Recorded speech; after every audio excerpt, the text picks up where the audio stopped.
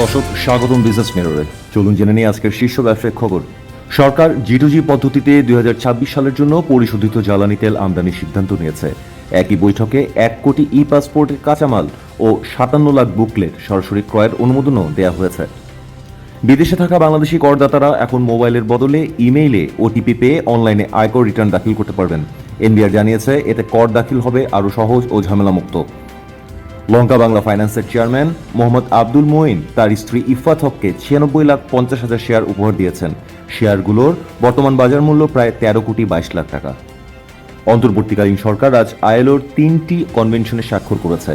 প্রধান উপদেষ্টা প্রফেসর মোহাম্মদ ইউনুস বলেছেন, এটি বাংলাদেশের শ্রমজীবী মানুষের অধিকারের লড়াইয়ে ঐতিহাসিক মাইলফলক এবং দেশের টানা দাম বাড়ার পরে এবার ভরিতে 8,386 টাকা কমিয়ে 22 ক্যারেট সোনার দাম নির্ধারণ করা হয়েছে 2,08,996 টাকা।